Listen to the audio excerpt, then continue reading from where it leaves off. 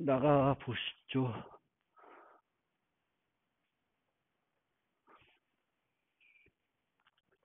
자, 이제 지금부터 객체와 관련된 얘기를 할게요. 객체 지향. 그래서 C++는 C 언어를 객체 지향 프로그래밍 할 수 있도록 확장한 언어입니다. 그래서 객체 지향 프로그래밍을 잘하기 위해서는 그 개념을 잘 정리할 필요 있어요. 객체 지향 프로그래밍이 뭔지 그걸 잘 이해할 필요가 있고, 그걸 위해서 이제 준비한 게 이번 챕터라 보시면 되겠습니다. 그래서 기존 C에서는 C 형태로 C 언어에서 하는 프로그래밍 방식을 우리는 구조화 프로그래밍이라고 그래요. 그래서 여기서는 함수가 중심이에요. 그래서 데이터보다는 함수, 이 프로그램에서 제공해야 되는 기능이 뭔지 거기에 초점을 맞춰서 프로그램을 했었어요. 왜 그렇게 했냐면은 C가 탄생할 그 시점에서는 특별히 지금처럼 다양한 응용들을 컴퓨터를 통해서 동작하지 않았어요. 그때는 운영체제 만드는 게 더 급했어요. PC도 없었던 그런 시절이니까 그렇습니다. 그래서 그때는 프로그램에서 처리하는 데이터도 복잡하지 않았고 제공해야 되는 기능도 그렇게 복잡하지 않았습니다. 그래서 그 당시에는 어떤 프로그램을 만들어야 될 때 이 프로그램에서 제공해야 되는 기능이 뭐지? 그럼 그 기능을 몇 개의 함수로 만들지? 이런 식으로 프로그래밍을 구성했었는데, 이제는 우리가 만들려는 프로그램들이 되게 복잡해지고 그 프로그램에서 다루는 그 데이터들도 복잡해졌어요. 그리고 또 하나 중요한 변화는 뭐냐면은 초기 그 프로그래밍 환경은 우리가 지금 이 C++나 C에서 프로그램할 때 만드는 응용들이 다 무슨 응용이에요? 콘솔 응용이에요. 키보드로 이렇게 타이핑해서 프로그램을 사용하는 그런 방식이었어요. 근데 지금은 키보드를 이용해서 이렇게 타이핑해서 뭔가 데이터를 입력하고 상호작용하는 게 아니라 주로 마우스를 이용하고, 요즘은 마우스보다도 그냥 타치 방식으로 많이 하죠. GUI로 바뀐 거예요. 그리고 이런 GUI에서는 기존에 우리가 사용했던 구조화 프로그래밍으로 프로그래밍 하기가 너무 번거롭습니다. 그래서 이제 객체 지향이라는 게 필요하게 된 거고, 객체 지향이 어떤 대세, 프로그래밍 패러다임의 대세로 자리 잡았어요. 그리고 대안도 없어. 뭐 객체 지향 말고 쓸 수 있는 다른 대안도 없어요. 예전에 썼던 구조화 프로그래밍 아니면 객체 지향 프로그래밍 두 개밖에 없어요. 실제 우리가 사용하는 것들 보면. 그래서 기존에 이렇게 구조화 프로그래밍은 프로그래머는 자신의 사고를 컴퓨터적 사고로 바꿔야 됐어요. 그러니까 내가 머릿속으로 생각하는 것과 프로그램의 언어로 표현해야 되는 게 일치하지 않은 거지. 일치하지 않고 좀 다르게, 프로그램 할 때는 이렇게 해야지 라는 어떤 생각이 조금 달라져야 되는데, 객체 지향에서는 내 머릿속에 들어있는 어떤 생각들을 좀 더 안 바꾸고 그대로 프로그램의 언어로 표현할 수 있게 해주는 이점이 있습니다. 물론 그것도 다 상술일 수 있어요. 그렇게 객체 지향을 선전하기 위한 어떤 상술로 여겨질 수 있는데, 실제 해보면 조금은 객체 지향이 아닌 것보다는 좀 더 내 머릿속에 갖고 있는 사고를 있는 그대로 언어로 표현하기가 더 용이하다 이렇게 볼 수 있고요. 그리고 기존에는 캡슐화가 부족했습니다. 데이터와 그 데이터를 처리하는 함수가 분리되어 있기 때문에, 즉 데이터가 중심이 아니라 함수가 중심이었습니다. 그리고 코딩 자체에 여러 가지 번거로운 측면이 있는데, 그거는 구조화 프로그램 때문에 그런 건 아니고 언어가 올드하기 때문에 그런 거예요. 지금은 여러 가지 컴파일러 기술도 발달했고 언어도 발달하고 있습니다. 기술의 발달에 따라서. 그래서 이 언어들이 제공하는 여러 가지 기능들이 그만큼 사용자, 개발자가 좀 더 편리하게 프로그램할 수 있도록 바뀌고 있는 거고, 그 기능들이 예전에 C에서 할 수 없었던 건 아니에요. 단지 그 이전 C에서는 제공하지 못했던 거지. 예를 들면은 함수 오버로딩, 함수 다중정의 하는 거 있잖아요. 그건 C에서 못하는 게 아니에요. 안 했던 거지. 그렇지. 그거를 C에서 기능을 못 넣느냐? 그렇진 않아요. 컴파일러가 그거를 구분만 해줄 수 있기 때문에 컴파일러만 개선하면은 C에서도 C 언어도 함수를 다중정의할 수 있도록 만들 수 있습니다. 객체 지향 언어이기 때문에 함수를 다중정의할 수 있는 건 아닙니다. 그러면 실제 코드를 통해서 기존에는 구조화 프로그램이 어떤 식으로 됐냐면은 내가 처리하는 데이터가 좌표 데이터예요. 그럼 데이터를 나타내는 구조체를 정의합니다. 그 다음에 이 좌표를 처리하기 위한 여러 가지 함수가 필요하겠죠. 그 함수들을 만들어요. 그래서 사용을 어떻게 하냐? 포인트를 만들고 그 포인트를 처리할 때 그 포인트 좌표 정보를 함수에 전달해서 내가 필요한 일들을 수행하게 됩니다. 이게 옛날에 구조화 프로그램에서 했던 프로그래밍 방법이에요. 그러면 이제 객체 지향에서는 어떻게 하냐면은 데이터와 그 데이터를 처리하는 함수를 하나의 틀로 묶어서 정의하게 되겠고, 기능을 수행할 때 기능을 위주로 수행하는 게 아니라 데이터, 그 기능이 처리해야 될 데이터를 중심으로 기능이 호출이 되는 거예요. 그래서 이런 식으로 데이터와 그 데이터를 처리한 함수를 같이 만들어 놓고, 여기서처럼 move p가 아니라 p move예요. p를 움직여라.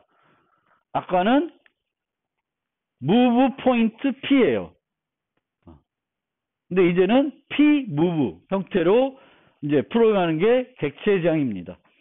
데이터를 중심으로 기능을 호출하는 형태로 프로그램하는 것이 객체 지향 프로그래밍이 되겠습니다. 그러면 객체 지향에서 프로그램을 하기 위해서는 이 프로그램을 개발할 때 이 프로그램에서 필요로 하는 객체가 뭔지를 찾아야 돼요. 옛날에는 C로 프로그램 짤 때는 이 프로그램을 만들 때 어떤 함수들을 만들어야지 그게 고민거리였어요.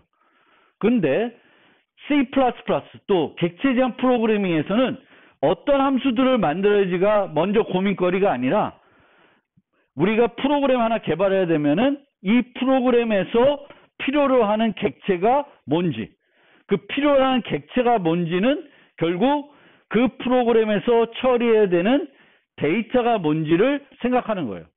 데이터를 먼저 생각한다. 객체 지향 프로그램에서는 함수를 먼저 생각하는 게 아니라.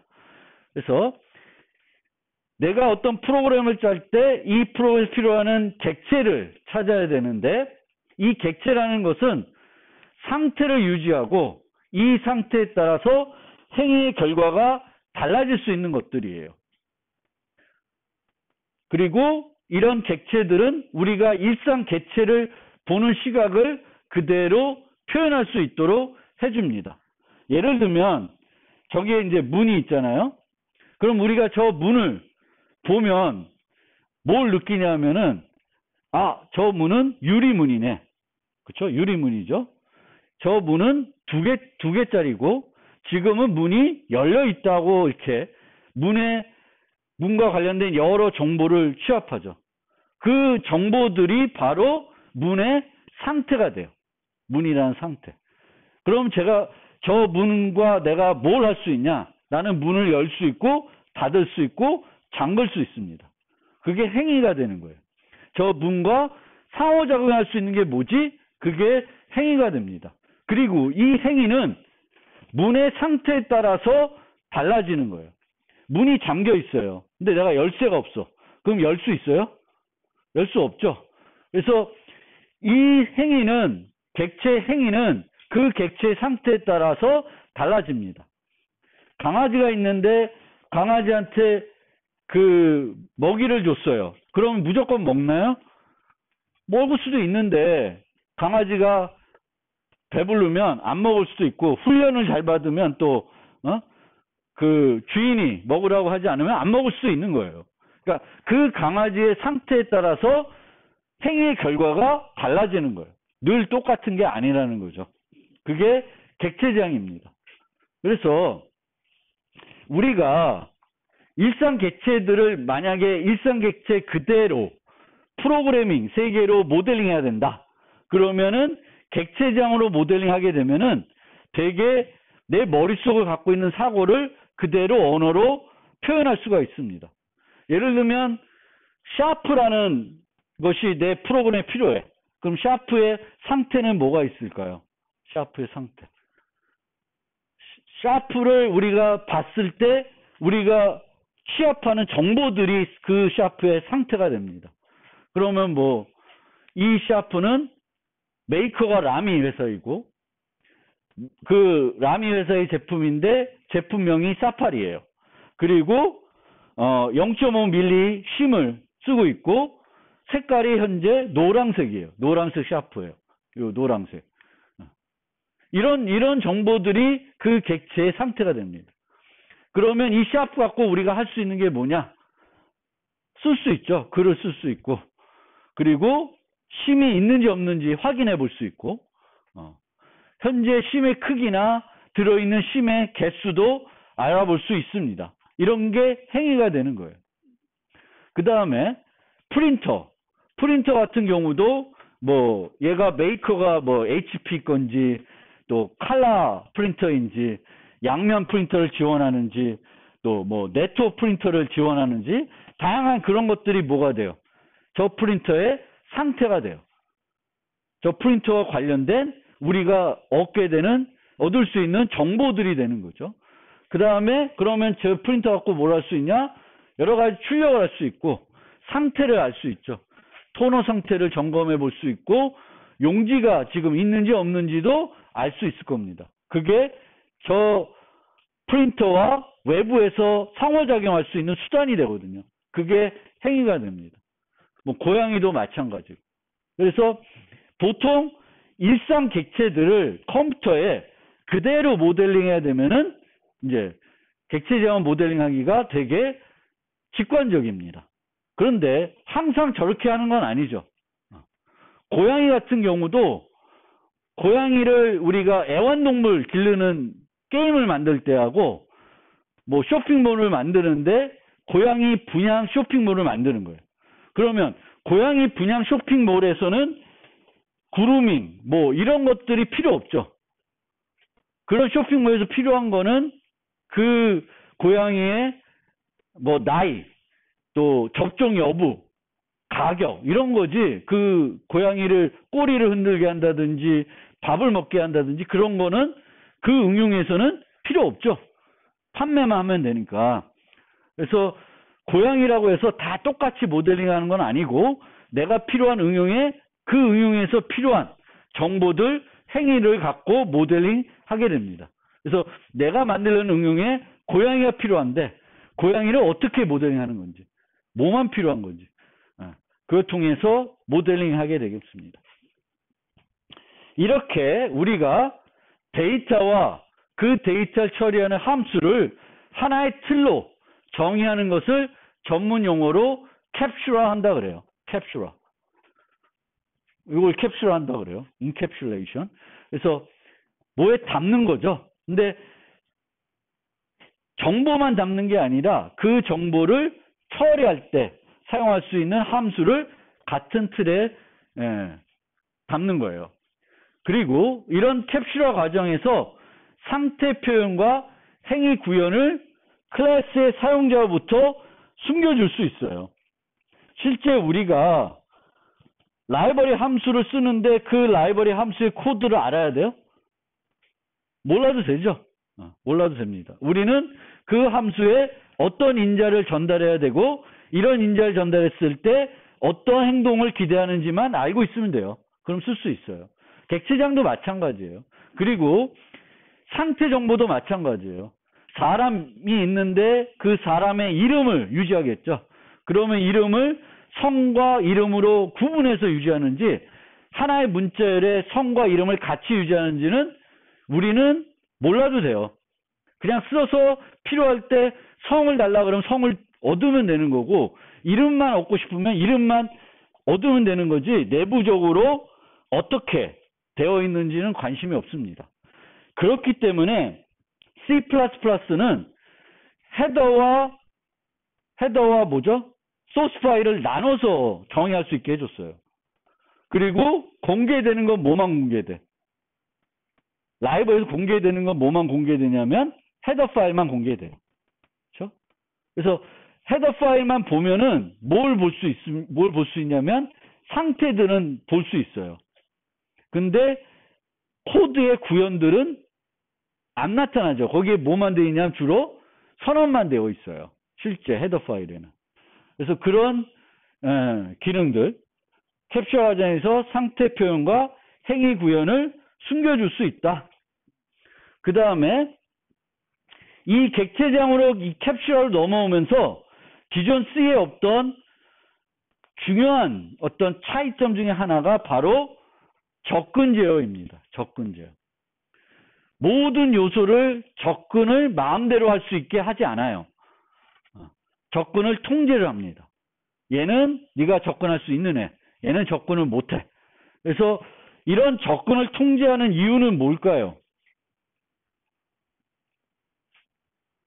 프로그램에서 어떤 기능이 있을 때 그 기능은 크게 두 가지예요. 하나는 강건성을 제공하기 위해서 그런 기능이 있는 거고 또 하나는 효율성을 높이기 위해서 그런 기능을 추가할 수 있어요. 이 경우에 접근 제어는 왜 우리가 사용하냐면은 강건성을 높이기 위한 거예요. 강건성. 강건성이라는 건 프로그램의 오류를 줄여주는 거예요. 그러니까 프로그램의 오류를 줄여주기 위해서 이런 접근 제어를 사용하게 해줍니다. 그래서 접근 제어가 없으면 마음대로 저 상태를 내가 그 개발자의 의사와 상관없이 수정할 수 있는 거예요. 그러면 이 값들이 엉뚱한 값을 가질 수 있게 되겠고 값이 엉뚱한 값을 가지게 되면은 프로그램은 오동작할 수 있죠. 사람의 나이가 있어요. 그런데 사람의 나이는 음수가 될 수 없죠. 근데 사람의 나이를 밖에서 아무렇게나 접근할 수 있어요. 그러면 밖에서 쓰다가 그 값을 뭘로 바꿀 수 있어요? 잘못 바꾸게 되면 어떻게 돼요? 음수가 될 수 있죠. 나이가 음수가 되는 순간 그 프로그램은 제대로 동작 안 하겠죠. 그래서 그걸 통제하는 것이 바로 접근 제어입니다. 그래서 접근 제어. 이 나이는 프라이빗으로 놓고 이 나이를 수정하는 거는 특정한 메소드에서만 가능하게 만들면 이 메소드들은 그 나이가 절대 뭐로 안 바꿔줘요? 음수로 안 바꿔주는 거예요. 그러면 프로그램은 그만큼 강건해지는 거예요. 그래서 객체지향에서 이 객체는 세 가지 요소를 가진다고 하는데 상태, 행위, 식별자예요. 제일 쉬운 것부터 식별자를 생각해 보면 우리가 프로그램에서 문자열을 하나만 만든 게 아니라 여러 개 만들죠. 그리고 어떤 고양이를 필요로 하는 앱인데 고양이를 하나만 만들지 않고 여러 개를 만들 수 있어요. 그러면 이들을 구분해서 우리가 사용할 수 있어야 되겠죠. 그 구분을 보통 프로그램에서는 뭘로 해요? 변수로 하는 거예요. 그래서 변수가 식별자 역할을 합니다. 동일한 종류의 객체를 하나만 만들어 쓰는 게 아니라 여러 개 만들어 써야 되겠고 또 하나만 만들더라도 한 번만 쓰는 게 아니라 계속 사용을 해야 되겠죠. 그러면 그 객체를 계속 연속적으로 사용하기 위해서는 그 객체를 지정할 뭔가 수단이 있어야 되는데 그게 바로 그 객체의 식별자가 되겠고 프로그램 언어에서는 그 식별자는 변수가 되는 거예요. 우리가 student S 하면은 이 S라는 이름의 학생이 하나 만들어진 거고 그 학생을 우리가 계속 접근할 때는 그 S라는 이름을 갖고 그 학생을 처리하는 거예요. 식별자고 그 다음에 객체는 상태를 갖고 있고 행위를 가지고 있는데 상태는 정보예요. 데이터예요. 이 객체가 유지하는 정보다. 정보라는 거예요. 그리고 이 객체는 이 상태가 지금 어떤 값들을 유지하느냐에 따라서 어떤 행위를 실행했을 때 행위의 결과가 달라질 수 있어요. 아까 말씀드렸듯이 강아지한테 먹이를 줬는데 어떤 강아지는 많이 먹을 수 있고 어떤 강아지는 안 먹을 수도 있고 조금 먹을 수도 있고 그게 달라지는 게 그 강아지의 상태에 따라서 달라지는 거예요. 행위는 객체 행위는 이 객체의 상태를 활용해야 돼요. 객체의 상태를 활용하지 않으면은 그 행위는 이 객체의 행위라 보기 어렵습니다. 그래서 객체의 행위라는 건 객체의 상태를 이용해서 뭔가 하는 거예요. 뭔가 안 하면 그게 그 객체의 상태가 아니라 그냥 일반 함수가 되는 거예요. 그리고 가끔은 상태를 행위를 통해서 나타낼 수도 있어요. 우리가 행위는 함수로 구현이 되는 거고 상태는 데이터니까 변수로 나타나게 되는데 이 상태를 행위로 나타내는 경우도 있어요. 예를 들어서 rectangle, 사각형이에요. 사각형이 있다. 그럼 사각형은 어떤 정보를 우리가 보통 유지할까요? GUI 환경을 생각해 보면은 사각형은 보통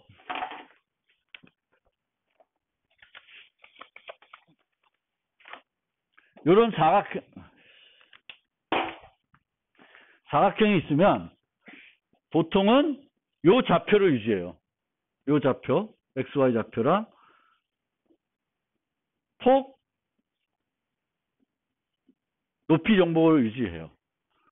그러면 내가 어떤 렉탱글이라는 클래스를 만들 때 이 렉탱글이 유지해야 되는 정보는 4개예요. X, Y, width, height 4개를 유지해요. 그러면 이 정보들 말고 면적이라는 정보를 우리가 필요할 수도 있죠. 사각형의 면적. 요거랑 요거 곱하면 되는 거니까. 근데 면적이라는 정보를 별도 유지할 수도 있죠. 변수 하나 줘서 에리어라고 하는 면적을 유지할 수도 있어요. 근데 유지하지 않고 함수를 하나 만들어서 필요할 때마다 계산해서 줄 수 있어요. 그럼 이 에리어라고 하는 함수니까 얘는 행위로 분류되는데 실제는 얘는 행위라기보다는 뭐예요? 상태죠. 객체의 현재 면적. 그래서 상태를 행위로 제공할 수도 있습니다.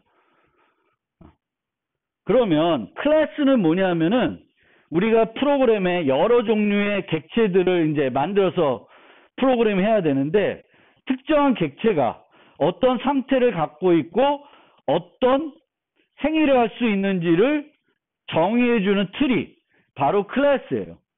그래서 제가 비유할 때 클래스는 이 붕어빵 틀이 돼요. 그래서 이 붕어빵 틀이 있고 재료만 있으면 이 붕어빵들을 계속 만들어낼 수 있어요. 강아지라는 틀, 클래스가 있으면 강아지 객체를 내가 필요한 만큼 생성해서 쓸 수 있어요. 클래스를 정해놓고 객체를 하나도 생성하지 않아. 그러면 아무 의미 없어요. 아무것도 안 하는 거지. 클래스가 정의되어 있고 그것이 어떤 의미 있는 일을 하려면 뭘 해줘야 돼요? 그 클래스의 객체를 생성해야 돼요. 이 객체를 생성한다는 거는 예전 C 프로그램에서 뭐냐면은 구조체가 있으면 구조체 정의만 있으면 아무 의미 없죠. 뭘 해야 돼? 구조체 변수를 선언해야지. 아까 포인트라는 구조체가 있으면은 구조체 변수를 만들어야 실제 데이터를 거기다 저장할 수 있죠.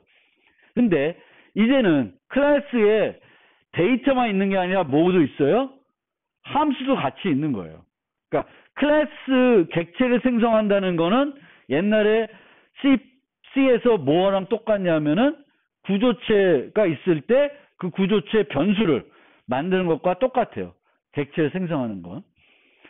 그래서 이 클래스는 이런 객체들이 어떤 상태를 갖고 있고 어떤 행위를 할 수 있는지 그 언어, 프로그래밍 언어에서 제공해 정의된 문법적으로 정의된 방법에 따라서 정의하는 틀이 되겠습니다.